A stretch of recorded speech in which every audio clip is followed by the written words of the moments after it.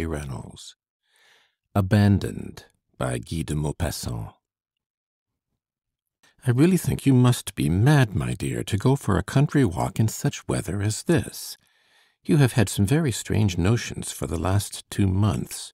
You drag me to the seaside in spite of myself, when you have never once had such a whim during all the 44 years that we have been married. You chose Fécamp, which is a very dull town, without consulting me in the matter, and now you are seized with such a rage for walking, you who hardly ever stir out on foot, that you want to take a country walk on the hottest day of the year. Ask d'Apreval to go with you, as he is ready to gratify all your whims. As for me, I am going back to have a nap." Madame de Cadour turned to her old friend and said, "Will you come with me, Monsieur d'Apreval?" He bowed with a smile, and with all the gallantry of former years. "I will go wherever you go," he replied. "Very well, then, go and get a sunstroke," Monsieur de Cadour said, and he went back to the Hôtel des Bains to lie down for an hour or two. As soon as they were alone, the old lady and her old companion set off, and she said to him in a low voice, squeezing his hand, "At last, at last!" "You are mad," he said in a whisper. "I assure you that you are mad. Think of the risk you are running. If that man—" She started. "Oh, Henri, do not say 'that man' when you are speaking of him."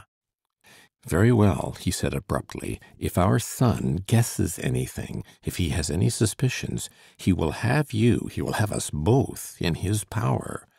You have got on without seeing him for the last 40 years. What is the matter with you today?" They had been going up the long street that leads from the sea to the town, and now they turned to the right, to go to Étretat. The white road stretched in front of them under a blaze of brilliant sunshine, so they went on slowly in the burning heat. She had taken her old friend's arm, and was looking straight in front of her, with a fixed and haunted gaze, and at last she said, "And so you have not seen him again either?" "No, never." "Is it possible?" "My dear friend, do not let us begin that discussion again. I have a wife and children, and you have a husband, so we both of us have much to fear from other people's opinion." She did not reply. She was thinking of her long past youth, and of many sad things that had occurred. How well she recalled all the details of their early friendship. His smiles, the way he used to linger in order to watch her until she was indoors. What happy days they were, the only really delicious days she had ever enjoyed, and how quickly they were over. And then her discovery of the penalty she paid. What anguish! Of that journey to the south, that long journey, her sufferings, her constant terror, that secluded life in the small, solitary house on the shores of the Mediterranean, at the bottom of a garden, which she did not venture to leave. How well she remembered those long days which she spent lying under an orange tree, looking up at the round red fruit amid the green leaves. How she used to long to go out as far as the sea, whose fresh breezes came to her over the wall, and whose small waves she could hear lapping on the beach. She dreamed of its immense blue expanse sparkling under the sun, with the white sails of the small vessels and a mountain on the horizon. But she did not dare to go outside the gate. Suppose anybody had recognized her? And those days of waiting, those last days of misery and expectation, the impending suffering, and then that terrible night, what misery she had endured, and what a night it was! How she had groaned and screamed! She could still see the pale face of her lover, who kissed her hand every moment, and the clean-shaven face of the doctor and the nurse's white cap. And what she felt when she heard the child's feeble cries, that wail, that first effort of a human's voice. And the next day, The next day, the only day of her life on which she had seen and kissed her son, for from that time she had never even caught a glimpse of him. And what a long, void existence hers had been since then, with the thought of that child always, always floating before her. She had never seen her son, that little creature that had been part of herself, even once since then. They had taken him from her, carried him away, and had hidden him. All she knew was that he had been brought up by some peasants in Normandy, that he had become a peasant himself, had married well, and that his father, whose name he did not know, had settled a handsome sum of money on him. How often during the last 40 years had she wished to go and see him and to embrace him! She could not imagine to herself that he had grown. She always thought of that small human atom which she had held in her arms and pressed to her bosom for a day. How often she had said to Monsieur d'Apreval, "I cannot bear it any longer. I must go and see him." But he had always stopped her and kept her from going. She would be unable to restrain and to master herself. Their son would guess it and take advantage of her, blackmail her. She would be lost. "What is he like?" she said. "I do not know. I have not seen him again either."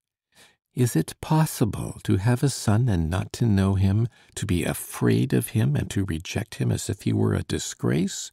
It is horrible. They went along the dusty road, overcome by the scorching sun, and continually ascending that interminable hill. "One might take it for a punishment," she continued. "I have never had another child, and I could no longer resist the longing to see him, which has possessed me for 40 years. You men cannot understand that. You must remember that I shall not live much longer. And suppose I should never see him, never have seen him. Is it possible? How could I wait so long? I have thought about him every day since, and what a terrible existence mine has been. I have never awakened, never, do you understand, without my first thoughts being of him, of my child. How is he? Oh, how guilty I feel toward him! Ought one to fear what the world may say in a case like this? I ought to have left everything to go after him, to bring him up and to show my love for him. I should certainly have been much happier, but I did not dare. I was a coward. How I have suffered! Oh, how those poor abandoned children must hate their mothers!" She stopped suddenly, for she was choked by her sobs. The whole valley was deserted and silent in the dazzling light and the overwhelming heat, and only the grasshoppers uttered their shrill, continuous chirp among the sparse yellow grass on both sides of the road. "Sit down a little," he said. She allowed herself to be led to the side of the ditch, and sank down with her face in her hands. Her white hair, which hung in curls on both sides of her face, had become tangled. She wept, overcome by profound grief, while he stood facing her, uneasy and not knowing what to say, and he merely murmured, "Come, take courage." She got up. "I will," she said, and wiping her eyes, she began to walk again with the uncertain step of an elderly woman. A little farther on, the road passed beneath a clump of trees which hid a few houses, and they could distinguish the vibrating and regular blows of a blacksmith's hammer on the anvil. And presently they saw a wagon standing on the right side of the road in front of a low cottage, and 2 men shoeing a horse under a shed. Monsieur d'Apreval went up to them. "Where is Pierre Benedict's farm?" he asked. "Take the road to the left, close to the inn, and then go straight on. It is the 3rd house past Poret's. There is a small spruce fir close to the gate. You cannot make a mistake." They turned to the left. She was walking very slowly now. Her legs threatened to give way, and her heart was beating so violently that she felt as if she should suffocate, while at every step she murmured, as if in prayer, "Oh, heaven, heaven!" Monsieur d'Apreval, who was also nervous and rather pale, said to her, somewhat gruffly, "If you cannot manage to control your feelings, you will betray yourself at once. Do try and restrain yourself." "How can I?" she replied. "My child! When I think that I am going to see my child!" They were going along one of those narrow country lanes between farmyards that are concealed beneath a double row of beech trees at either side of the ditches, and suddenly they found themselves in front of a gate beside which there was a young spruce fir. "This is it," he said.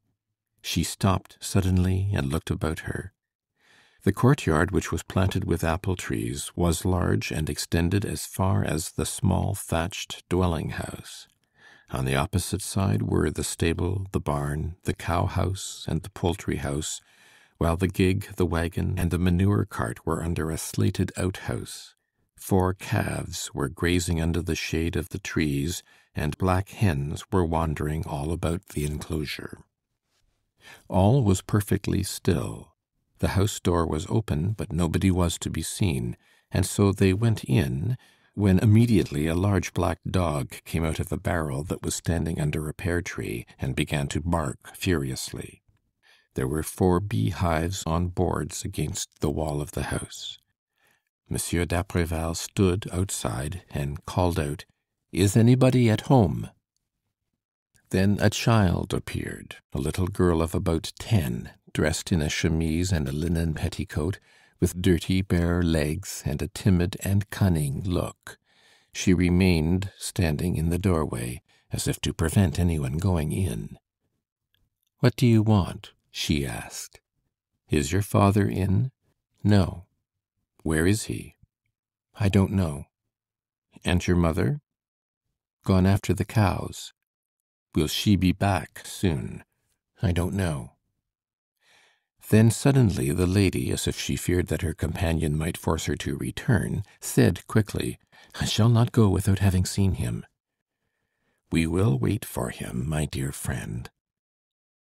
As they turned away, they saw a peasant woman coming toward the house, carrying 2 tin pails which appeared to be heavy and which glistened brightly in the sunlight. She limped with her right leg, and in her brown knitted jacket, that was faded by the sun and washed out by the rain, she looked like a poor, wretched, dirty servant. "Here is mamma," the child said. When she got close to the house, she looked at the strangers angrily and suspiciously, and then she went in as if she had not seen them. She looked old and had a hard, yellow, wrinkled face, one of those wooden faces that country people so often have. Monsieur d'Apreval called her back. "I beg your pardon, madam, but we came in to know whether you could sell us 2 glasses of milk." She was grumbling when she reappeared in the door, after putting down her pails. "I don't sell milk," she replied. "We are very thirsty," he said, "and madame is very tired. Can we not get something to drink?" The peasant woman gave them an uneasy and cunning glance, and then she made up her mind. "As you are here, I will give you some," she said, going into the house, and almost immediately the child came out and brought 2 chairs, which she placed under an apple tree, and then the mother in turn brought out 2 bowls of foaming milk, which she gave to the visitors. She did not return to the house, however, but remained standing near them, as if to watch them, and to find out for what purpose they had come there. "You have come from Fécamp?" she said. "Yes," Monsieur d'Apreval replied. "We are staying at Fécamp for the summer." And then, after a short silence, he continued, "Have you any fowls you could sell us every week?" The woman hesitated for a moment, and then replied, "Yes, I think I have. I suppose you want young ones?" "Yes, of course." "What do you pay for them in the market?" D'Apreval, who had not the least idea, turned to his companion. "What are you paying for poultry in Fécamp, my dear lady?" 4 francs and 4 francs 50 centimes, she said, her eyes full of tears, while the farmer's wife, who was looking at her askance, asked in much surprise, "Is the lady ill, as she is crying?" He did not know what to say, and replied with some hesitation, "No, no, but she lost her watch as we came along, a very handsome watch, and that troubles her. If anybody should find it, please let us know." Mother Benedict did not reply, as she thought it a very equivocal sort of answer. But suddenly she exclaimed, "Oh, here is my husband!" She was the only one who had seen him as she was facing the gate. D'Apreval started, and Madame de Cadour nearly fell as she turned round suddenly on her chair. A man, bent nearly double and out of breath, stood there, 10 yards from them, dragging a cow at the end of a rope. Without taking any notice of the visitors, he said, "Confound it, what a brute!" And he went past them and disappeared in the cow-house. Her tears had dried quickly as she sat there startled, without a word, and with the one thought in her mind, that this was her son. And d'Apreval, whom the same thought had struck very unpleasantly, said in an agitated voice, "Is this Monsieur Benedict?" "Who told you his name?" the wife asked, still rather suspiciously. "The blacksmith at the corner of the high road," he replied, and then they were all silent, with their eyes fixed on the door of the cow-house, which formed a sort of black hole in the wall of the building. Nothing could be seen inside, but they heard a vague noise, movements and footsteps, and the sound of hoofs, which were deadened by the straw on the floor, and soon the man reappeared in the door, wiping his forehead, and came toward the house with long, slow strides. He passed the strangers without seeming to notice them, and said to his wife, "Go and draw me a jug of cider. I'm very thirsty." Then he went back into the house, while his wife went into the cellar and left the two Parisians alone. Let us go, Henri," Madame de Cadour said, nearly distracted with grief, and so d'Apreval took her by the arm, helped her to rise, and sustaining her with all his strength, for he felt that she was nearly fainting, he led her out, after throwing 5 francs on one of the chairs. As soon as they were outside the gate, she began to sob, and said, shaking with grief, "Oh, oh, is that what you have made of him?" He was very pale, and replied coldly, "I did what I could. His farm is worth 80,000 francs, and that is more than most of the sons of the middle classes have."